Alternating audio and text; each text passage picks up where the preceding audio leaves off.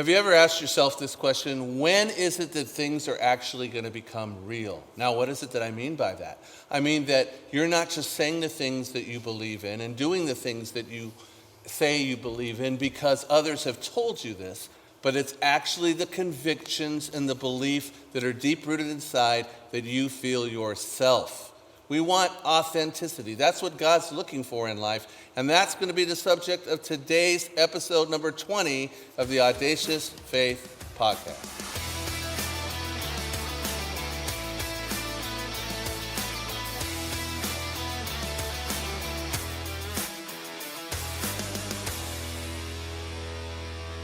All right, welcome to a very special episode. It's hard to believe that we're already at episode 20. It seems like just yesterday that we are starting this.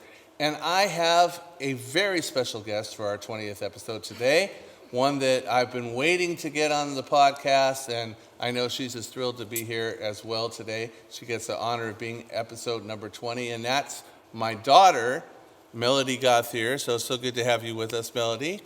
Yes, thank you. And she, we've been talking about doing this. Let me just tell you a little bit about Melody, besides the fact that I know her since birth, obviously, and that is that she is doing some great things right now in business, just some fantastic things, building a team, leader, you name it.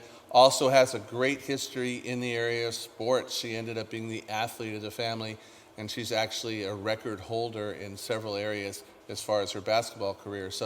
But the one thing that's also true is that she's kind of taken this journey all the way from the crib until now in the church in regards to faith. So we're going to focus a lot on that today. So I'm so glad that you're here. So let's start off right from the beginning. So obviously, like I was just saying, you've been in church since further back than you can remember. Mm-hmm. You were back there in the crib, in the nursery, and it's something that you've always done. You grow up, not only are you in the church, but you're a pastor's kid, and pastors' kids are notorious for having some issues or going through some stuff or just having that be a very weird position.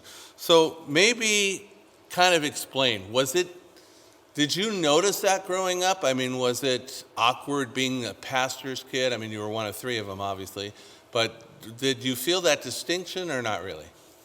No, I don't think I ever really felt that. I think growing up in the church that we grew up in, you guys never put like that emphasis on, hey, you're a pastor's kid, you have to live to this standard.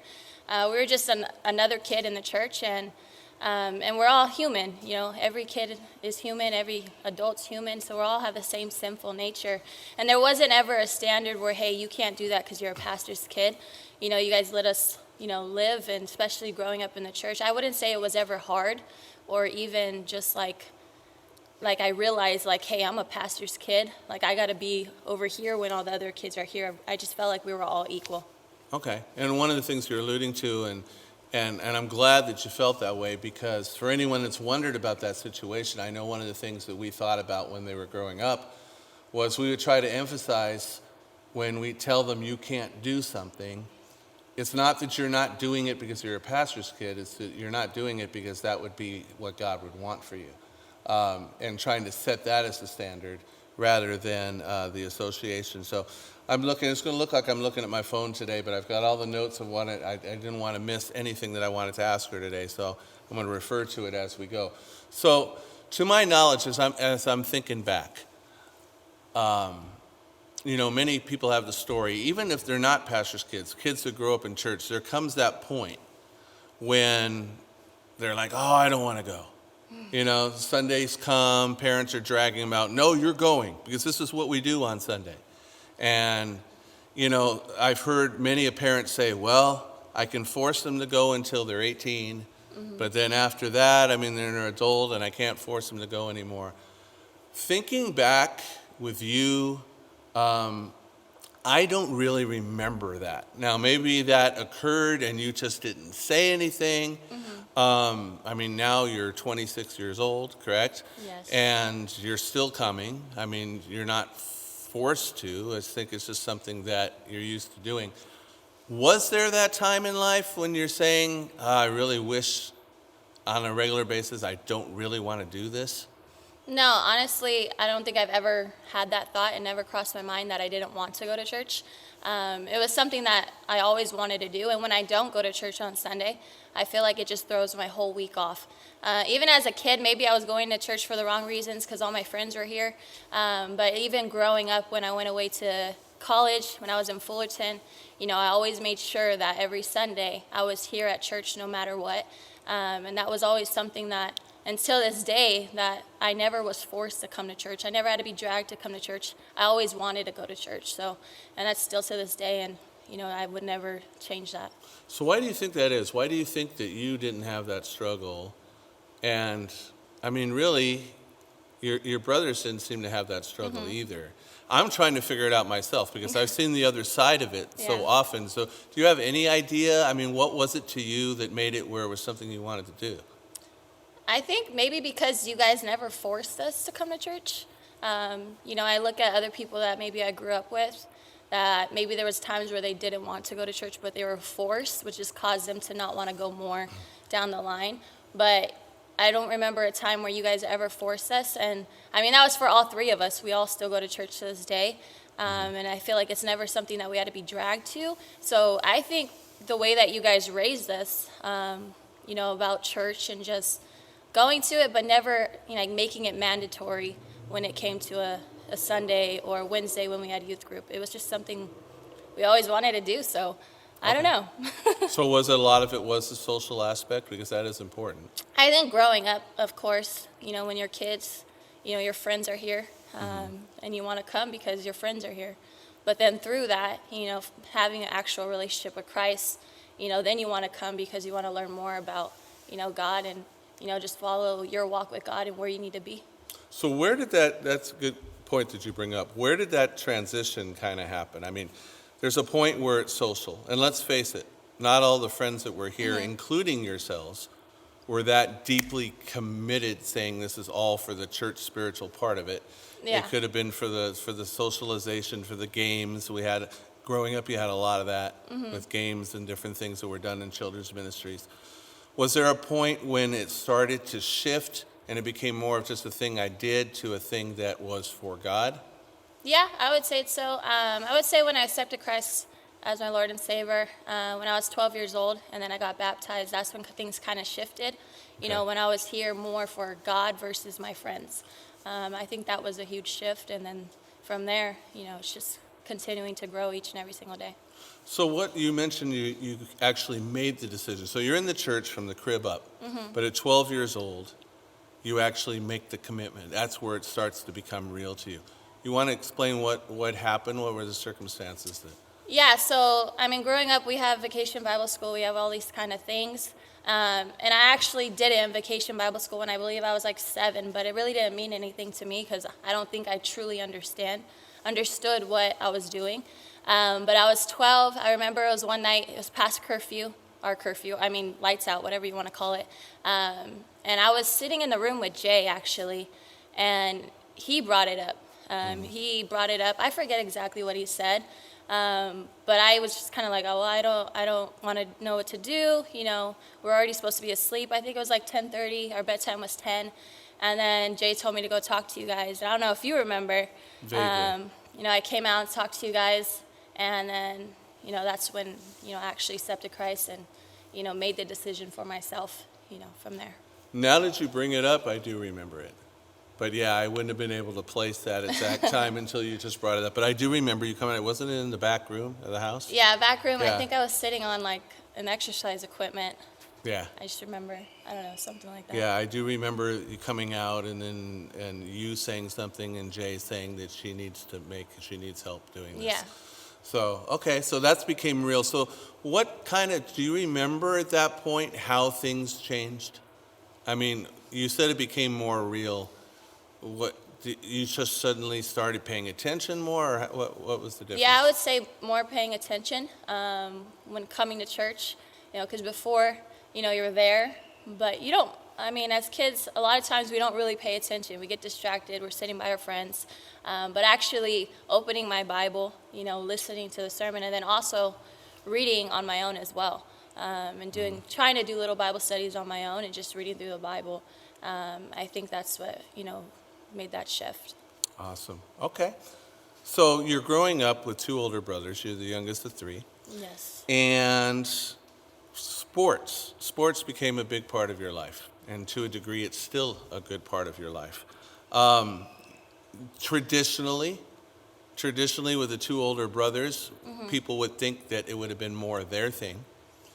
But actually, when we look at it, as far as doing things with sports, by far you did the most Yeah. of the three of them, especially in the area of basketball. You did play some other sports. For instance, you played, a lot of people don't know this about Mel, she actually played tennis in college and had never played tennis before. So that will speak at least somewhat. I know that they needed players, but that will speak somewhat to your athletic ability to even be able to, pick that up as quickly as you did, to have a decent shot at doing something with that. So tennis, you played a little bit of softball, but especially basketball. So do you remember how that started? And maybe take us through some of the early training and the different things which led to later success. So ever since we were younger, we always had a basketball court, in our front yard, in the street. And my brothers always played with our neighbor as well. And they never let me play. They didn't want me to play. I was probably like 6, 7, 8 years old. Because I sucked, honestly, I sucked. I had to go out there, shoot my granny shot, and they didn't want me to play. And I remember one time, I don't know how old I was. It was before 9 years old. I stood in front of the basketball court and I told Jay, hey, look, you're letting me play. And he told me if I didn't move, he was going to run me over. And that's exactly what he did. He ran me over. I don't remember if I cried or not, but I got up and I still wanted to play. But then when I hit 9 years old is when I actually went and I played club basketball. You guys put me in SGV here in San Gabriel.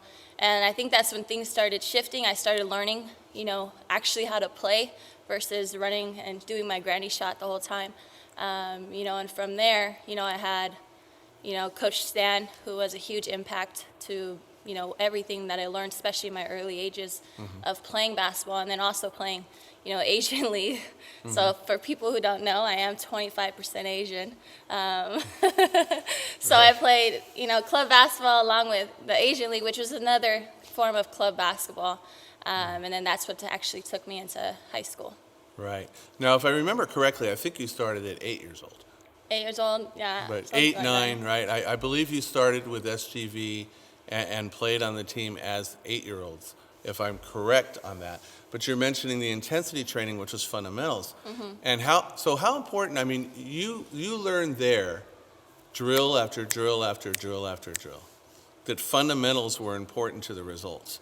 Have you seen that in other areas of life as well, that fundamentals, even though they're often overlooked, without them, people don't succeed? Yeah, I think in every aspect of life, whether that's your faith with God, whether that's your business, whether that's fitness, I think in every aspect, fundamentals are definitely key. Right, and they're often what people don't want to do. That's not the glory right there, that's not the fun part, but it's the basic stuff that goes in, which is so very, very important, right? So you go ahead and you get better and better at basketball. You end up, she mentioned the Asian leagues and how that works, if you're wondering, the 25% Asian comment, was that she had friends in one league that wanted her to play on the team in what was considered an Asian league. And you had to be at least somewhat part Asian in your culture in order to be able to play.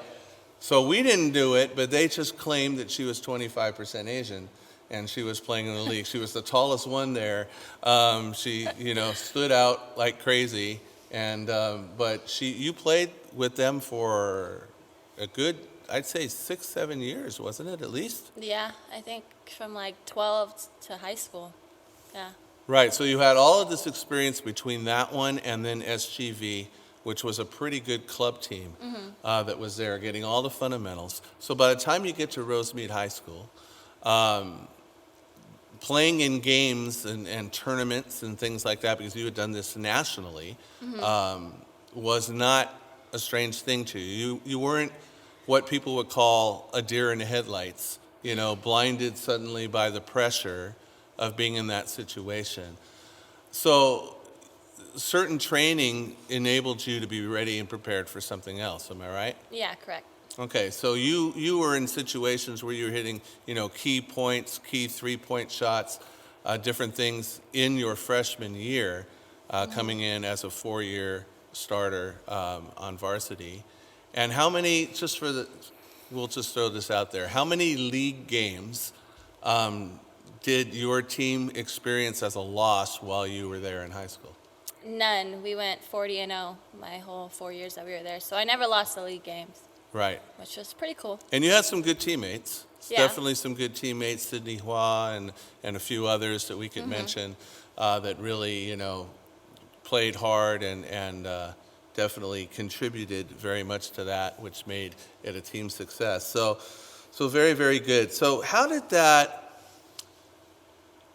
basketball, it became, some people, they get started with things and they do it and then they get tired of it.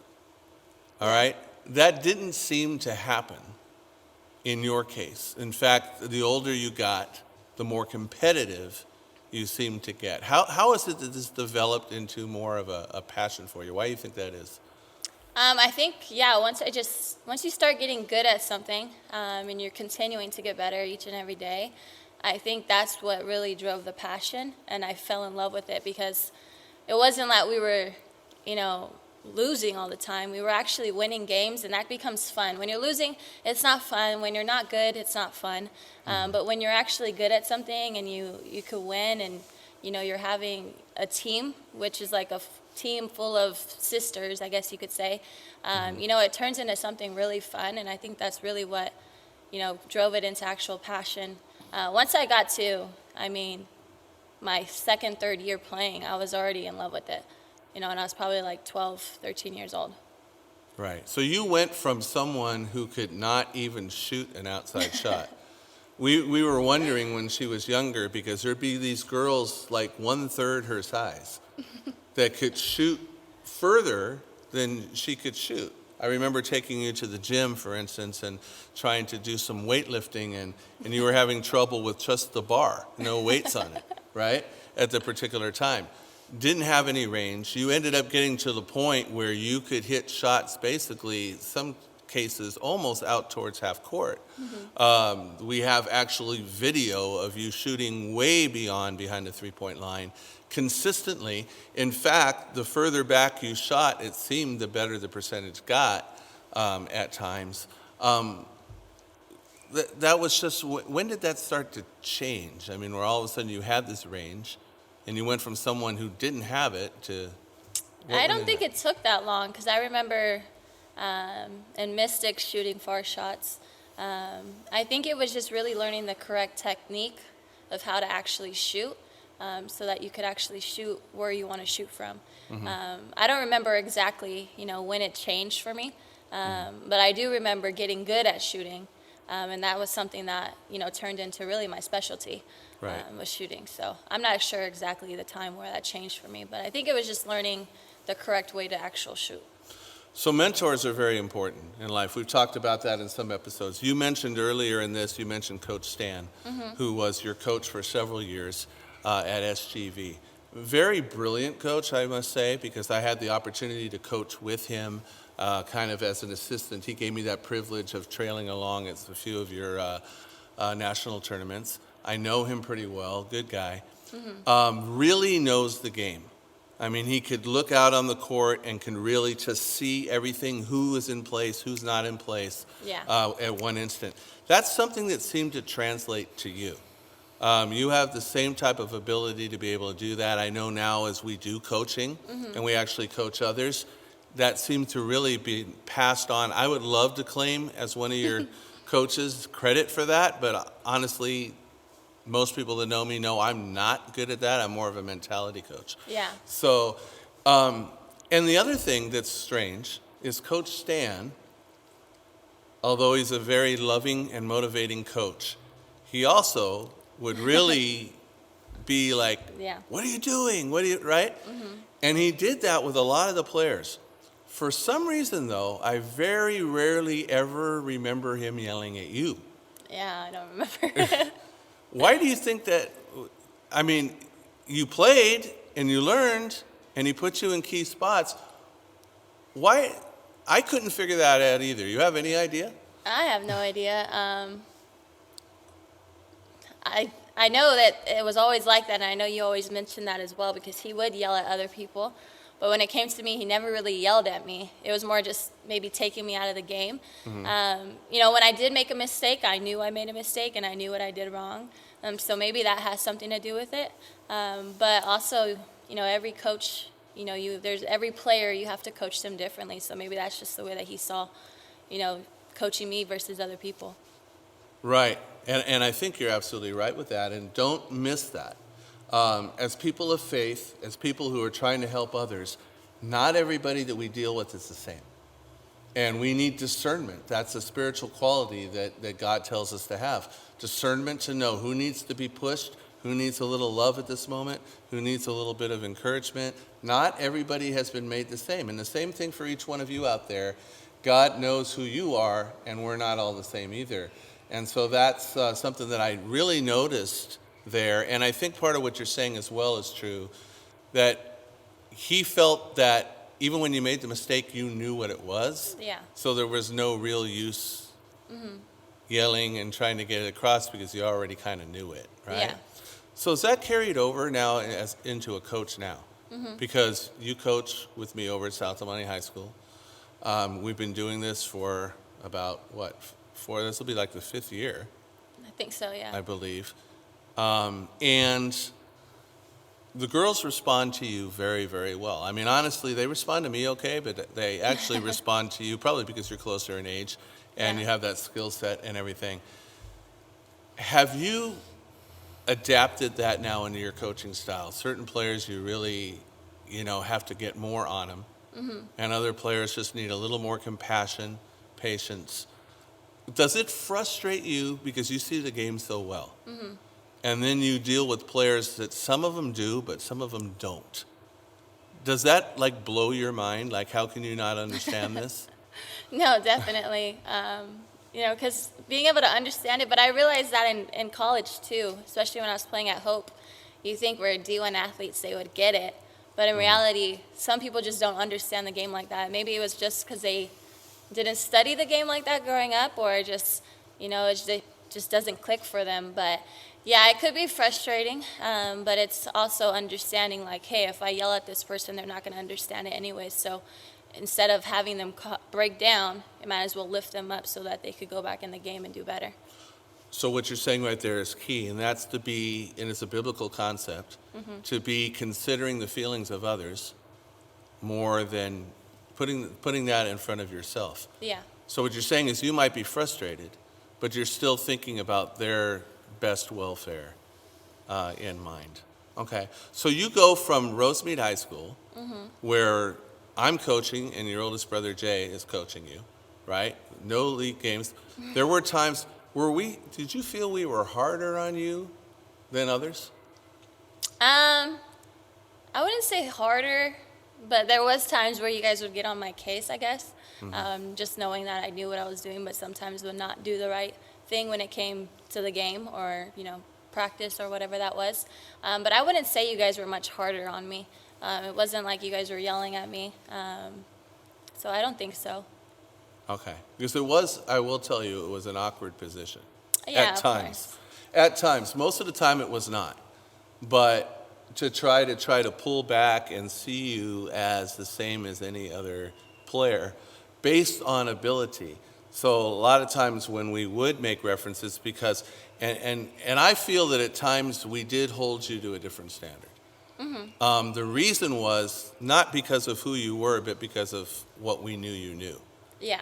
And it's like, you know to box out and rebound. You know to do that. Okay, we might not yell at this person because they don't know, but you do know. Yeah. And so there were those, maybe guilty of a few times of having almost too high of an expectation of perfection, which of course none of us can attest to that except for Jesus himself. So you end up going 4 years there, and you end up being the #1 leading scorer in the history of the school. Yeah. Okay, by about, I think, 26, 27 points. And crazy enough, the girl that was right behind you, we coached. Yeah. The girl that was right behind her, we coached. God was very gracious on the people that he sent. And that record that you have still stands, even though you've been out of there for about 8 years, and more than likely it will stand for a while because they just don't, they get team play, but they don't necessarily get the dominant players that were back then. So when you walk back into now, say, Rosemead High School, and see the banner up on there, we see the years of the championship and everything, and now you walk in as a coach, coaching a different team, playing against them. Is that weird? Yeah, I think it was a little weird at first, being in there, being on the opposite side when I'm usually on the other side. And then I think, the frustrating part is you want to beat them because you're playing against them now because you went to a different school. Right. But obviously we also know where we're at currently. We're building to that. Right. So, yeah, it's a little weird, but then it's also cool, too, to be able to see, the banner up there of the years that we went, 40-0 and, remembering all the memories from actually being there. Awesome. So in this podcast, in several episodes, we've seen in people's lives how the different experiences that they have all contribute to who they now are. That God doesn't seem to waste anything. He knows exactly what he's doing all the way through. Let's talk about LA Valley College. So you go to LA Valley College, and this is the first time, really, in your playing, because when you're in club and you're in SGV and all that, if we're not coaching you, we're at least right there. We're just cheering you from the stands. Everything's going on. You go to Rosemead High School, it's me and your brother coaching you. And now you go to LA Valley College with a very good coach, Coach Hang, knows her stuff. She's a champion in her own right. Fundamentally, she's got every fundamental down, and she's teaching those things.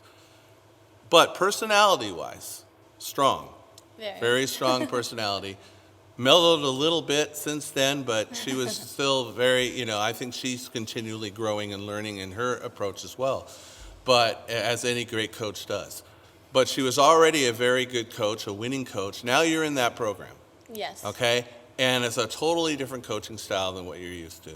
It's a high competitive level. You had a very good team, especially that first year that you're there, right? So was it a culture shock? Also, you've been in a Christian school since you were like first grade. Even when you were playing at Rosemead High School, you were still going to the school here at the church, but since we didn't have CIF, you were just playing there by CIF rules. So now it's a whole new ball game. So what was the adjustments and the culture shock, and how did faith have to anchor you in some ways through that? Honestly, I don't think it was that hard to adjust to going there. Especially just being on different teams all the years.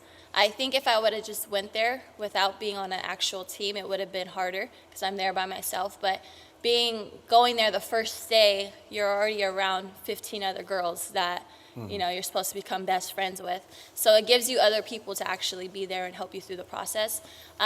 So it was a little nerve-wracking at first, but once I actually got there, I feel like we're pretty good at adjusting to situations and just being able to, even though I'm shy, at least get through that part, at least the first 2 weeks, and then it was history from there. It was easy because once I get comfortable, I don't be quiet. So I don't think it was really a culture shock. It was a little nerve-wracking, but having other people, as a team, going for the same goal, each day and each, night, you're training, you're having practices, you're weightlifting, you're doing all these things together. So that was something that kind of helped.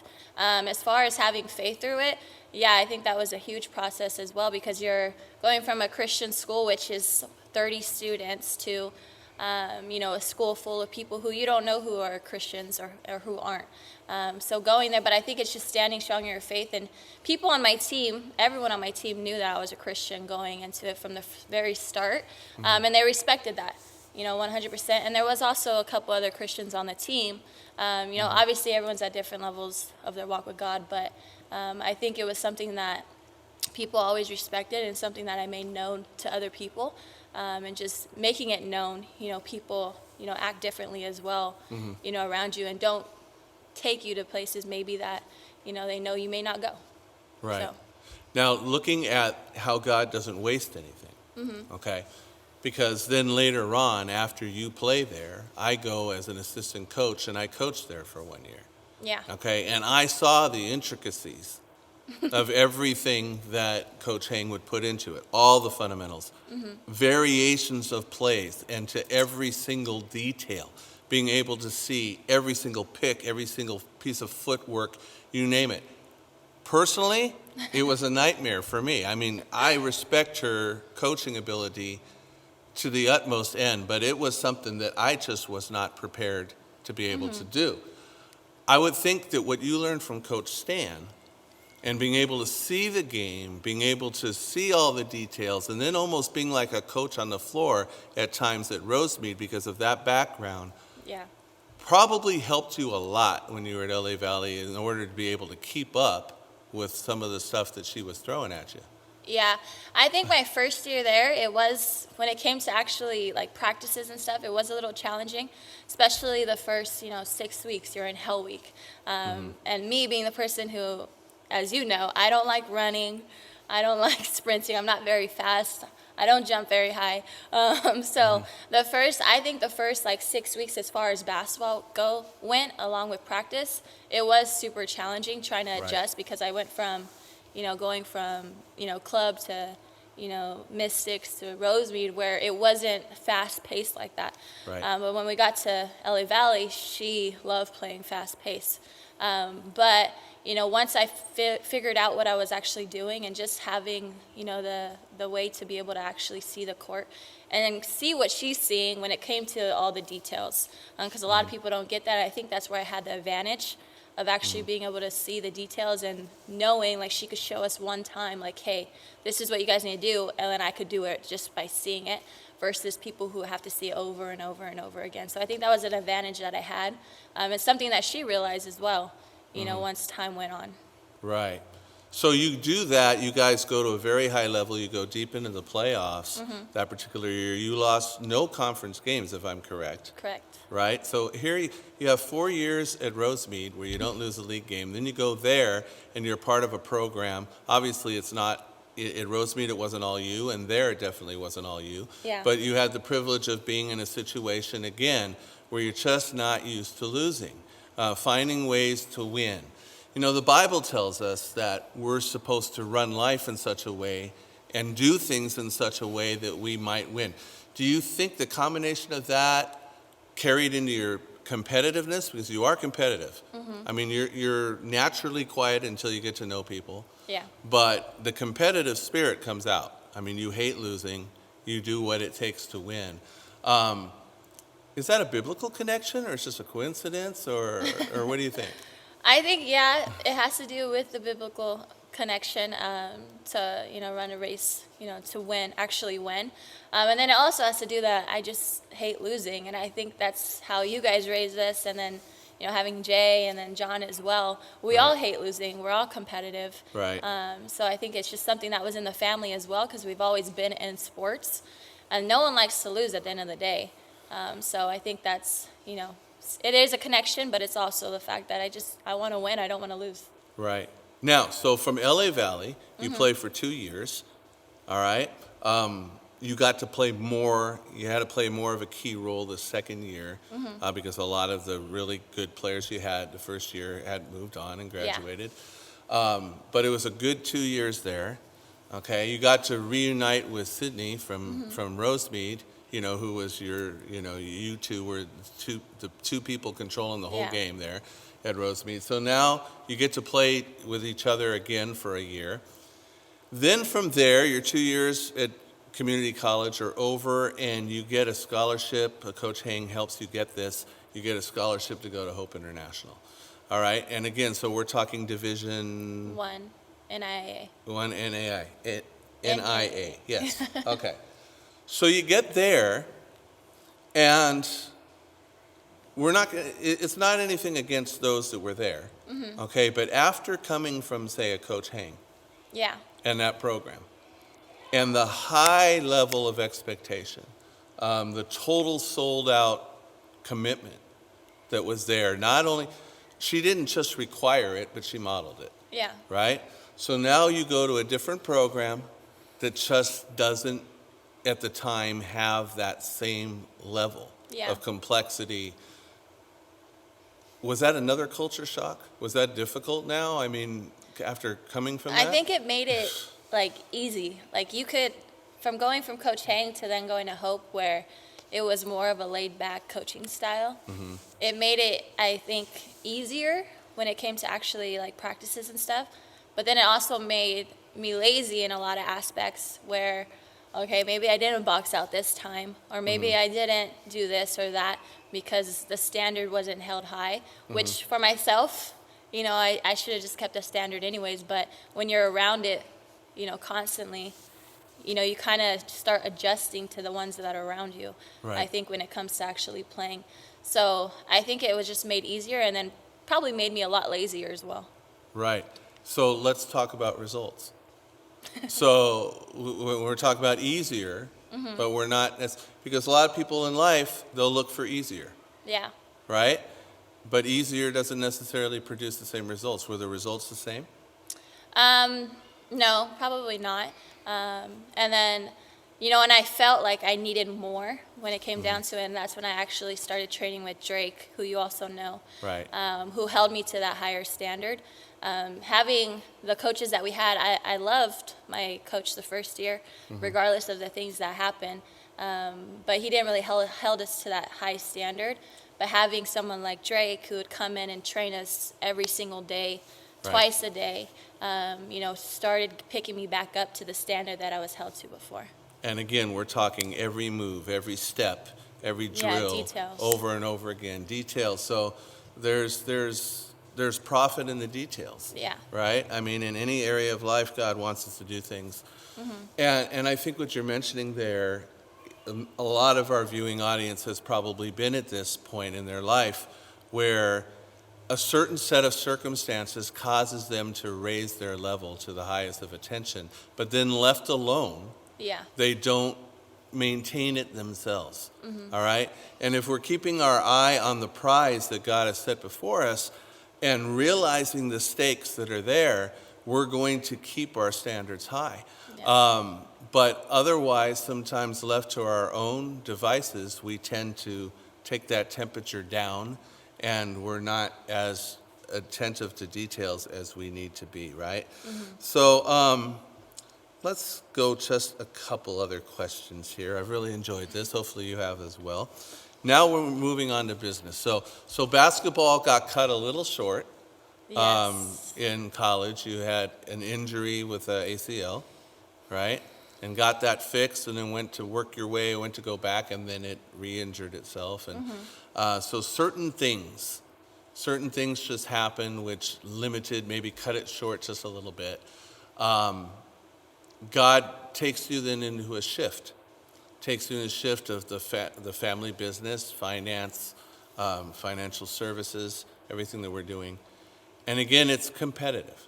Yes. There's competition involved, and there's leadership that's involved, and there's dealing with people correctly that's involved. So all of the things that you've learned up to this point through basketball, and now it seems like a totally different thing. Do you see how God's taken a lot of that discipline, a lot of that learning and everything, and now how do you see him transferring it into what you're doing now? Yeah, I think when it comes to the business and then just everything that I learned growing up through basketball, it's different, but it's in a lot of the ways it's the same, because in business you need to have discipline, you need to have work ethic, you need to be able to be self-motivated, and then also have leadership, you know, Right. being able to coach people in the correct way. So I think just everything that I learned growing up, you know, playing basketball, applying that to the business, you know, is easier for me because I've already done it in a different setting. So now just switching it over to, you know, something that seems totally opposite, but in the same ways, you know, it's a lot the same, because we're a giant team at the end of the day, competing, you know, to be the best and to win for, you know, yourself, your family, and whoever that is that you're actually shooting for. Absolutely. So again, God wastes nothing. He just takes the skill sets and moves them over. So right now in your life then, what maybe you could share with us, what's the biggest maybe immediate goals that you see in the future, maybe something you feel that God has kind of put in front of you that you're shooting towards? I would say my biggest goal right now is just to be at a point where I could be 100% independent.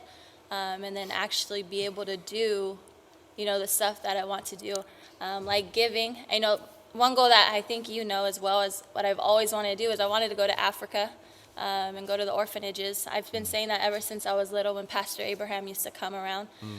He used to say he would take me, but, that's one thing that I've always wanted to do. And then just being able to give back, I think, our huge goal for the church, I think as a family, we've always wanted to build like a gymnasium and stuff like that, but not having the funds to actually do that is a huge thing, when it comes to goals. And then just really not having to say no because of money, but being able to say no because maybe I just want to say no. Right. Okay, and you mentioned Africa, like for instance, Pastor Abraham you're referring to was from a country called Cameroon. It's very interesting that some top people in the company that you're actually involved in are from Cameroon, including Daniel Fombo, I believe, is from Cameroon. Yes. So, I'm sure God maybe is setting up connections down the line if that were to come up and find a way to be able to go ahead and help countries like that. So last question, okay? There are many that are out there that in a lot of ways are like you. Grew up in the church, dragged to church as a kid, whether they realized it or not. And maybe at this point in life, 25, 26 years old, maybe they're not thinking the way you're thinking at this point. They're just kind of like trying to figure life out, out there trying to find some satisfaction and happiness, don't have the assurance, whatever. What would you want to say to them, kind of being on this side of it? Obviously not perfect, none of us are, but what would be your message to them?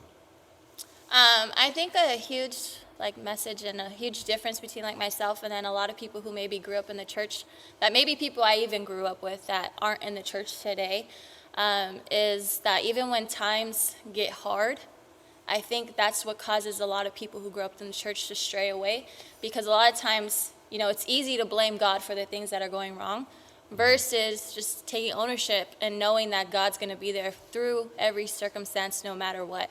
That's what I've seen a lot when it comes to, people who've drifted away, is because things happened that they didn't like, so they blame God because they need someone to blame. But I think if you just stand strong and know that everything happens for a reason, you're going to get through it, and God's going to help you each and every single day. Awesome. It's been a great podcast. Appreciate you taking the time to come in here and do this. Hopefully you've been blessed and encouraged as well. And as always, just a reminder, if you have not subscribed to the podcast on YouTube or whatever platform you are on, please do that so you do not miss a single episode. We've got 20 of them now in the books, and we've got some great ones coming as well. So we hope that you will continue to be encouraged. God bless each one of you. This has been the Audacious Faith Podcast. Take care.